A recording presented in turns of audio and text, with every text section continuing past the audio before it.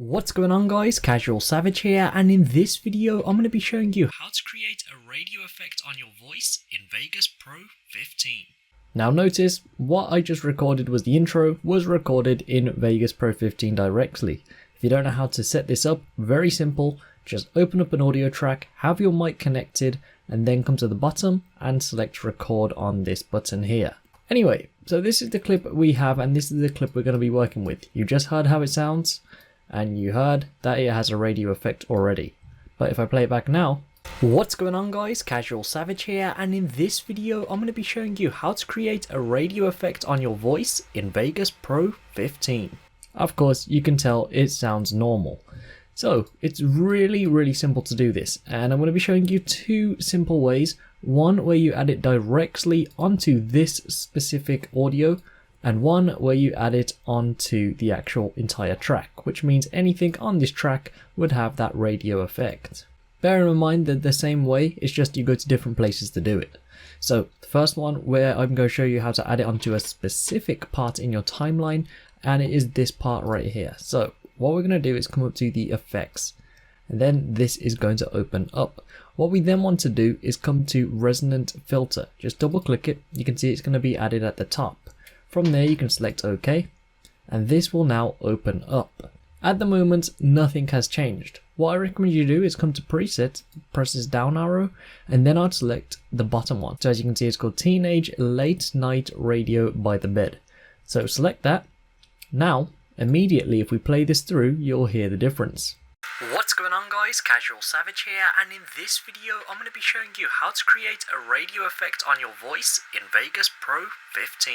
So of course that is the preset. By all means you can play back and then customize the settings to how you want it. Now I'm going to show you a little trick if you are going to keep playing it back in order to change the settings to how you want it. Double click your video or your audio that you are going to put the radio effect on.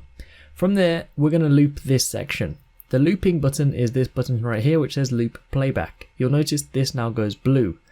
You may not see it here already. If you don't, press these lines here which says more buttons, come to edit visible button set, loop from playback must have a check next to it, and select OK. You can then see it here. Now what this is going to do, it means each time we play this through, it's going to keep repeating itself over and over again, and it is not going to skip anything. That way you can keep listening to it and you can change it in real time. Once you then find a way how you like the way it sounds and you want to use it more often, come up to where it says preset and you can call this radio. From there you can then select save preset.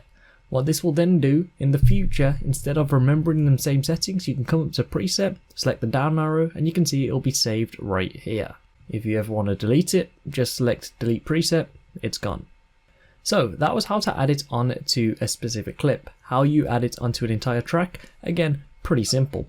This time we're heading over to the left onto the actual track, and we're going to select these lines. From there we're going to head over to track effects. Now from here we're going to come to the top and select plugin chain, and as you'll see from here this is what we will get. You want to select resonant filter, just double click it, select OK, and this will now pop up. Again, it's the exact same thing.